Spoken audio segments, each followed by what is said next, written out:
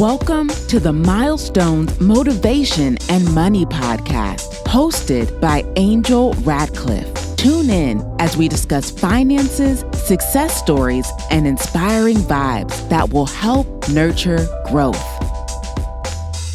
Hey, everyone. Welcome to the podcast. On today's episode, I have a very special guest. I have Daniel Botero, who is a career expert, best-selling author, and podcast host. He's also the founder of Mastering College to Career. So we'll have him on to give us some really great advice for those who are entering college, leaving college, and just getting their footing in the corporate world. Daniel, welcome to the podcast. Thank you so much for having me. So excited to be here. I'm so excited to have you. So we were linked up through a mutual connect, and I believe someone who's worked with you in the past. So I just have to give a shout out to social media. It's awesome the way that you meet people and form these relationships. One of the things that I would like to delve into right off the bat is this whole Mastering College to Career. Tell us about your business.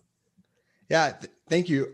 Yeah, we did get connected by Jasmine, who was somebody who was in Mastering College to Career, and we were able to help her get a job with IBM. But Mastering College to Career is a business where we help primarily first generation, minority, and low-income college students master the transition from college to career and ultimately help them get the really amazing job. I've just found through doing this that like your first job out of college really does set the rest of your sets the foundation for the rest of your professional career. And so my goal and my team's goal is to help college students get an amazing job that's going to help them be very successful for the rest of their career. That's really amazing, because if I look back on my life and I'm looking back to when I graduated college, I remember wanting to get a job as a financial analyst. And so many companies, I had the door shut in my face. I was given, no, you don't have the experience. And I think so many people have heard this, especially as a young adult. And one thing that comes to mind that I still hear today is, how can I get the experience if no one will give me a chance?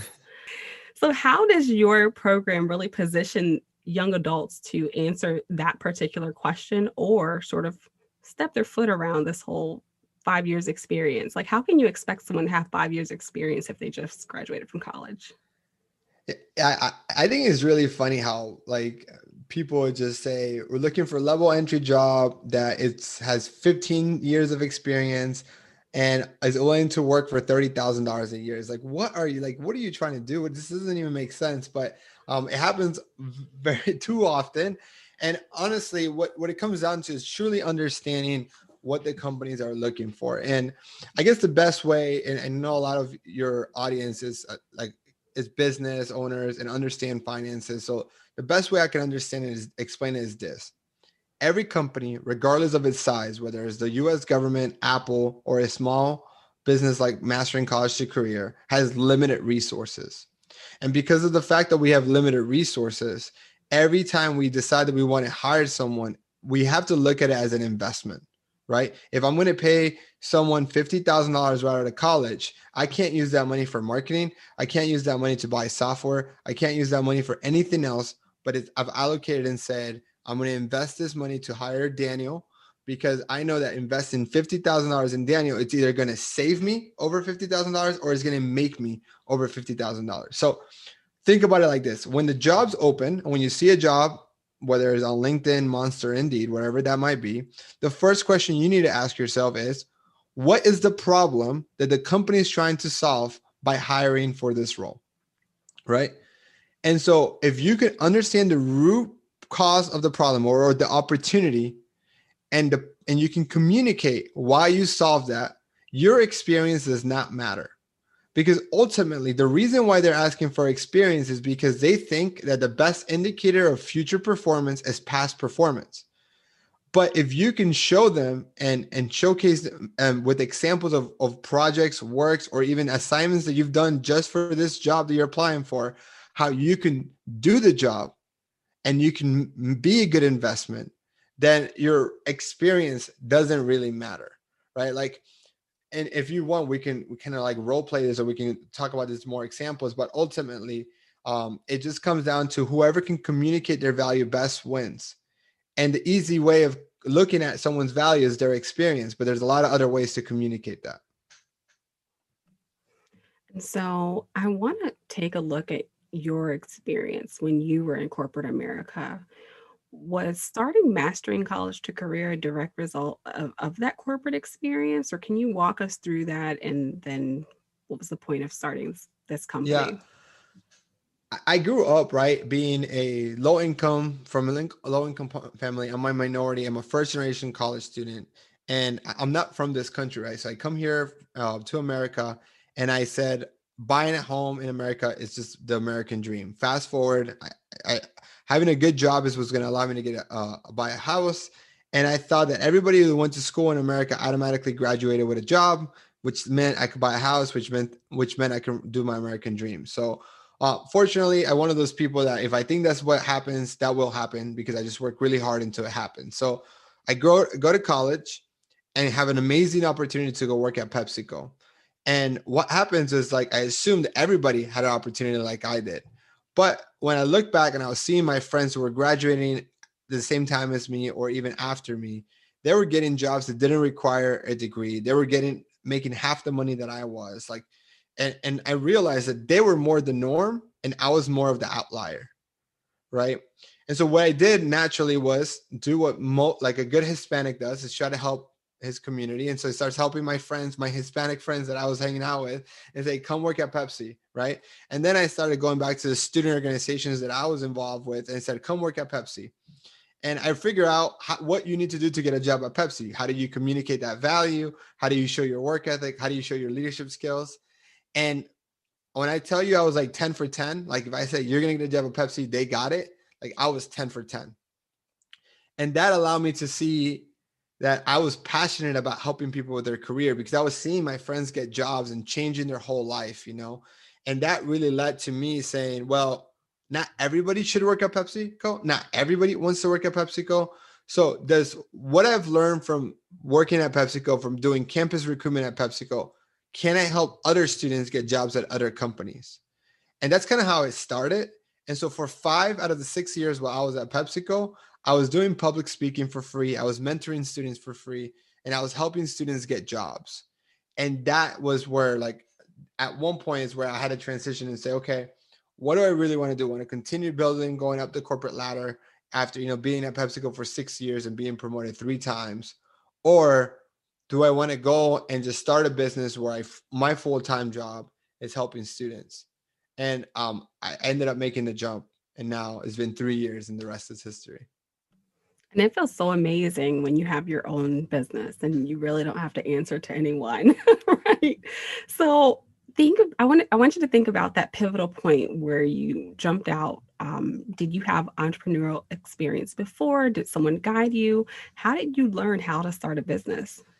Yeah, so I think I've always been very entrepreneurial minded. I've always kind of seen myself as a problem solver, and looking at opportunities has always been natural to me. Like even when I was like 9 years old, I've always grown up playing soccer, and people behind my house, there's a big field. I live near a YMCA, and I would see some adults come play behind my house every Tuesday, Thursdays, and Sundays. And they would come straight from work. I can see them change out of their work clothes in their car to their soccer stuff, but they would bring no water. And so what I did was walk to the grocery store that was like 3 blocks away, fill up a cooler, and then sell them water. Right. So I've always been entrepreneurial. I've had like businesses here and there. Like if you think about official businesses with an LLC, three businesses before I even started Mastering College to Career.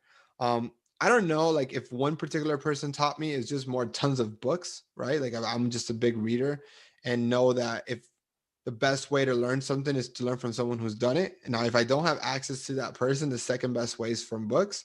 And so that's kind of how I've always been, how I've done things. It's like, where am I in my business? What's my biggest roadblock?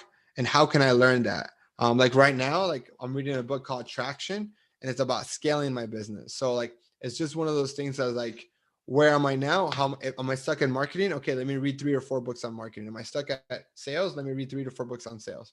And that's just continue and climbing and falling and getting up. Definitely. It takes a lot of turns to try to get it right, right? So I want you to walk us through the process of your program. So let's act like I'm a student, I'm in college. And at what point should someone start looking into your program? Is it their junior year? Is it their senior year? Um, Yeah. Give us some insight into that. So I honestly think, so the way that my program works is that it's a lifetime program. We work with you until you get a job. So to be honest, the earlier you are, the more value you're going to get, because the price of the program doesn't change on how far or how soon you graduate. But what I found, Angel, is that there's 5 steps that every student needs to go through in order to get the job. And whether they're in the program or they try to do this on themselves, and they're going to go through this 5 steps. And so what I do is to really help facilitate the process of them going from step 1 to step 5. And here's the 5 steps, and you're going to kind of really be able to relate. Anybody listening can relate. Step number 1 is all about clarity. And this is a step that people sometimes try to skip. But the reality is that you can't be the ideal candidate for every single company out there. There's over 5 million companies in the United States alone. And it's not until you kind of have some clarity about what you want to do and what type of company, what type of industry that you want, that you can then create a target list of companies. And that's going to dramatically increase your chances. When you can focus on a handful of companies, identify what those companies are looking for, AKA what problem they're trying to solve, and then position yourself to that, you're going to find a lot more success. Then that takes you to step number 2, which is visibility. And what I found is that visibility is actually more important than ability when it comes to landing your first job. Like, I think we've all met some really smart individuals, driven, hardworking individuals that are not reaching their full potential. And the reality is because they probably didn't even know where to look, where to apply.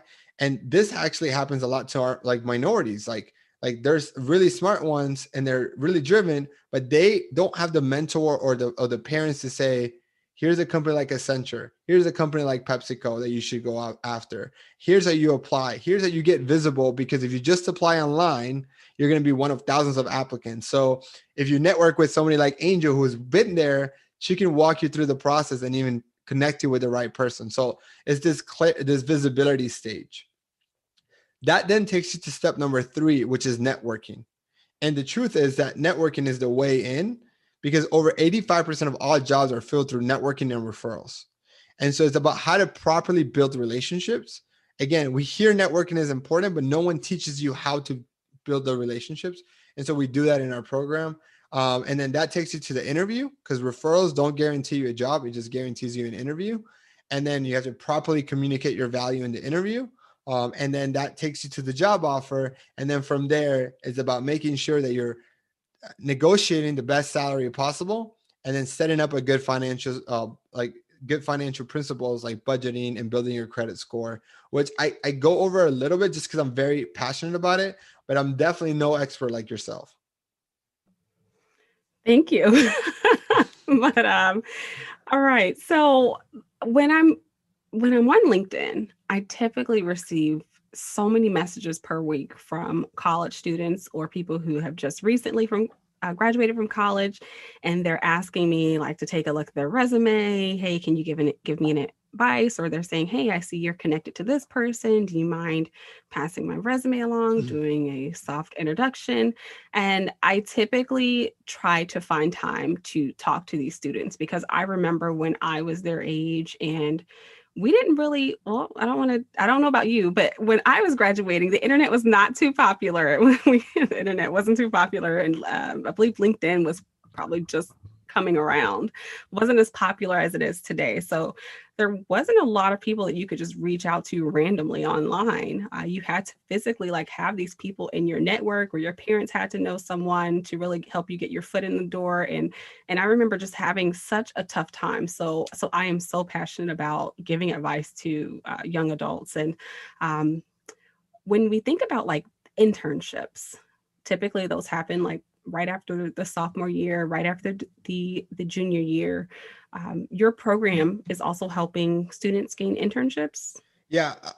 Internships are just a positive side effect of the program. We focus on full-time jobs, but the best way and easiest path to get a job with a top company or a competitive company is through their internship. So because of that, we're going to focus and make sure that you're successful at getting an internship, because we know that is the easiest path. Like, generally speaking, right? And I can't speak for all companies. Most great organizations have internships only as to create a pipeline for full candidacy. And most companies are looking to convert at minimum 80% of their interns. So as a career coach, knowing that, I'm my best interest is for you to get an internship, because we could teach you how to be a good intern. And we know that we can essentially virtually guarantee you get a full-time offer after your internship. Exactly, because most companies go back to their interns for those full-time positions. So, yeah. And so as a first generation college student, you've already mentioned some of the challenges that you've encountered and really seeing the differences between yourself and your peers. But when we're thinking about everyone as a whole, I myself, I'm a first generation college student as well. So I definitely understand the challenges, and I understand getting ahead of your peers and seeing them not being able to excel or advance as fast as you have. But do you specifically go out into the community and try to locate these particular students, or are they coming to you? So let's talk about marketing and how you're really reeling these students in. Yeah, I'll be honest with you. Like, there's 3.5 ways I get students. The half is just natural. Number one is through LinkedIn, right? If you look at my LinkedIn, just like I expect my students to have complete clarity to communicate what they want, I have to have complete clarity and communicate what I do, right? So the first thing you're going to see if you go to my LinkedIn is I help first generation and minority college students, right? Like, it's extremely clear. So if you're a minority and first generation student, you know that I can help you. So it's about having a clear marketing message. So LinkedIn, I would say, is where I get half of my students. The other half come from referrals. So students who've been in the program who now they refer their friend, and the podcast. And then obviously I also do speaking. I don't do it as much in the last 2 years. I've kind of like, I find it like, I don't enjoy it as much. I don't know, in a sense, like I just don't prioritize, like we were talking earlier. But when I do speaking, that obviously then generates interest and brings people to my program. But those are it: LinkedIn, podcasting, and referrals. So you have a book and you have a podcast. How did those things come into fruition as a part of your brand? So I got the book because my mentor has a book, and she says, Daniel, you need to write a book in 3 months. And I said, well, if I want to be as successful as her, I'm going to listen to her. So I listened to her. So I wrote a book. And it really was more about putting my strategy and game plan to play. Like, literally, it was as simple as, like, I've been speaking to I've done over 300 speaking events. I've spoken to tens of thousands of students. What do I give them in this 1 hour speech? And can I put this in a book and elaborate on the details? And that's what the book is. The podcast, to be honest with you, started as a way to network with very successful people. Because if I were to you and I said, hey, Angel, I would just like 1 hour of your time to get advice, you would be like, Daniel, I'm really busy. Right. But if I say, hey, Angel, can I interview you for my podcast, and I get 1 hour worth of advice, but not just for me, but for everybody else, then the conversation is like, goes from I'm really busy to like, sure, when are you available? So 200 episodes later, I've created some really great relationships. Awesome. And so I've listened to your podcast, and I was just like, oh my gosh, there's so many amazing people pouring information into young adults. So it's definitely great to check out if you're listening. So same name, Mastering College to Career, which is also the same name of your book. So is the book also a part of the program, or it's more so separately? So say if I'm a student and I'm signing up for your program, do I receive the book for free? You would. And honestly, if anybody listening to this just wants the book for free, they can just text me and I'll send you a PDF version of it. You just text me at 321-221-5240 and just say book, and I will reply. Now that's awesome. That's really great. Like, So, I think the book is like, here's the thing, like, the book is great for any, and not just saying my book, any book. The book will teach you the knowledge, but 80% of the problem is not the knowledge, is the execution, right? And is that accountability. And I think that's the difference between the book and the program is it's never a lack of knowledge. You can YouTube everything. There's free resources out there. I'm even willing to give you my book for free, or you can buy it on Amazon, and I would appreciate that too, right?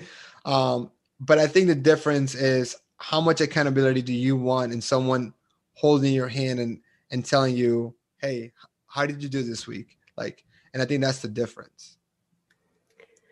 So when you hear the impact that you're making on other people's lives and you're getting the feedback, how does that make you feel?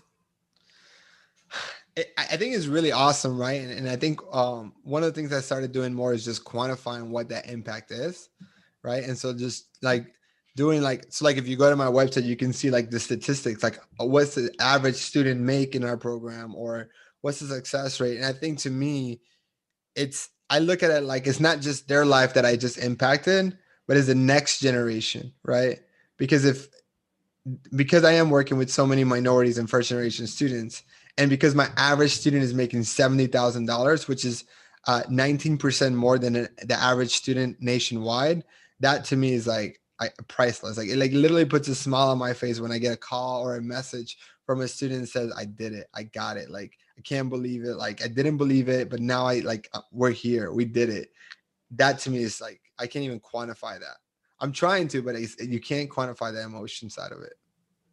I'm pretty sure that it definitely encourages you to keep going and try to touch as many students as possible. But it's amazing what you're doing, and I'm so glad that we were able to connect.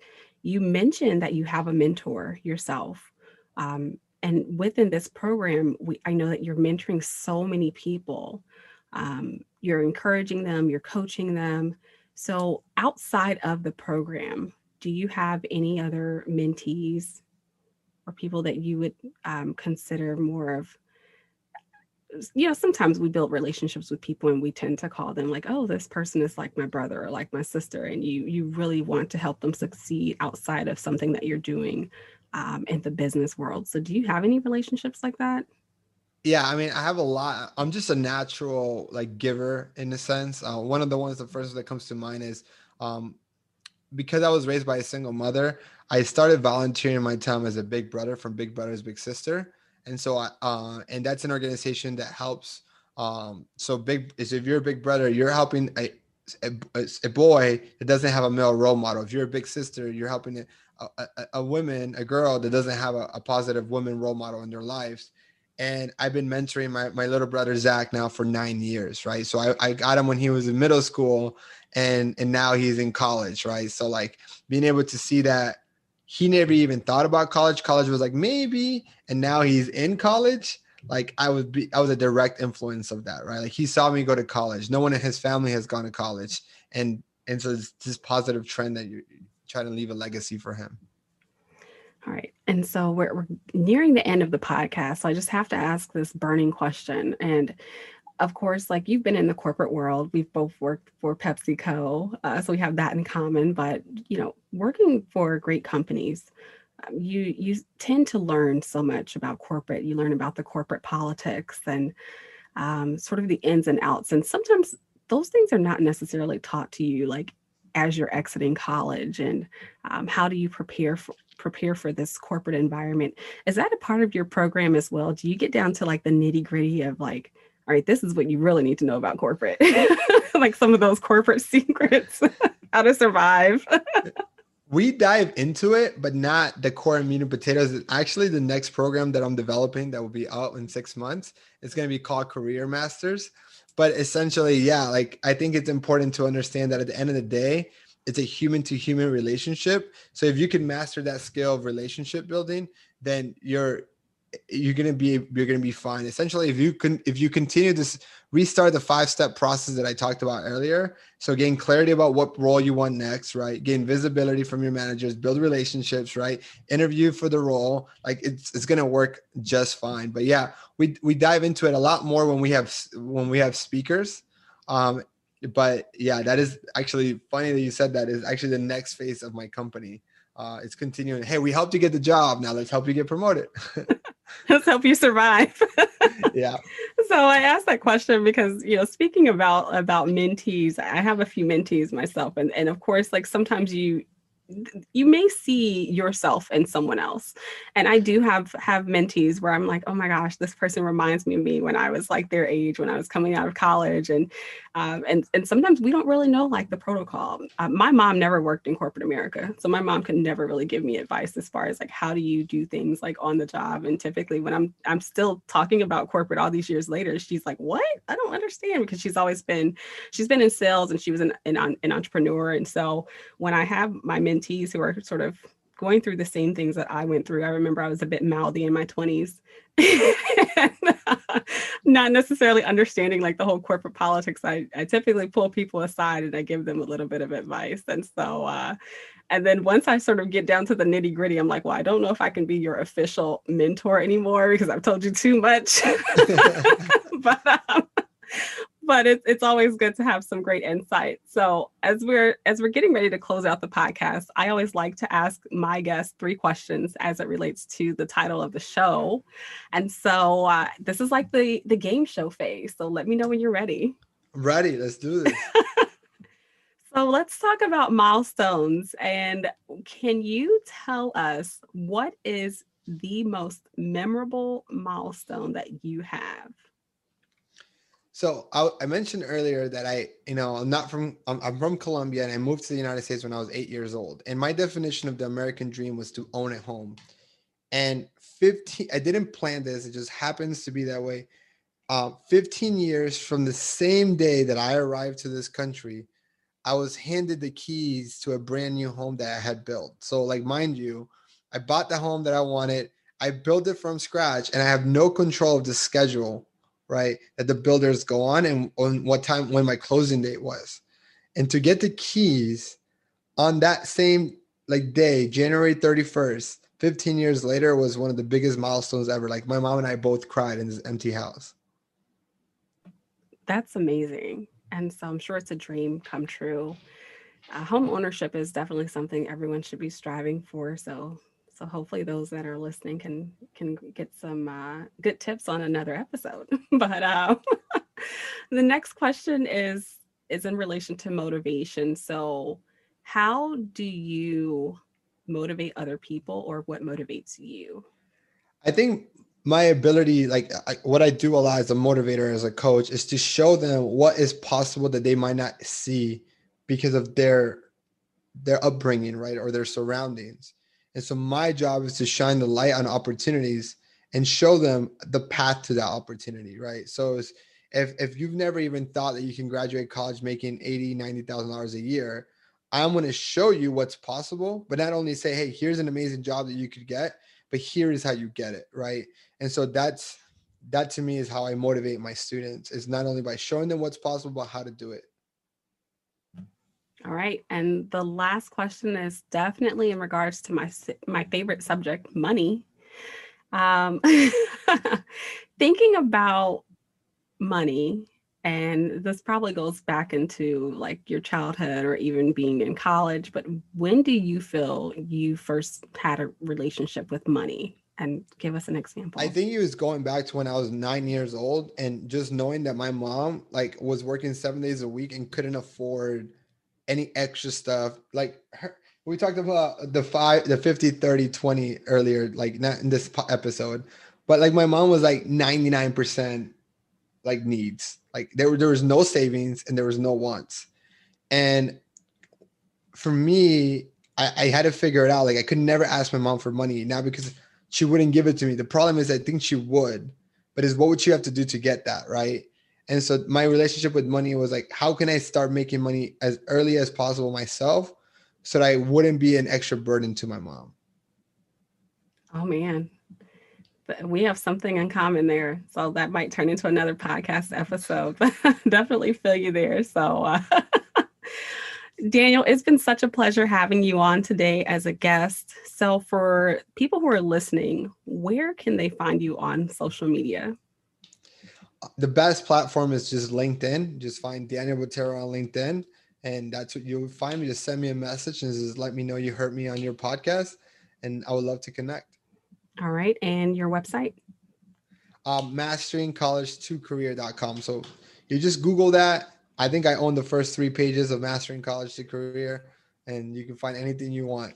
Book, website, podcast, everything. All right. And for those listening, I'll also list all of his information down in the show notes. Thanks for listening. Stay connected with Angel online on Instagram, Twitter, and Facebook at Miss RMBA. That's MISSRMBA. Be sure to subscribe and review. Join us next time as we continue to empower you through milestones, motivation, and money.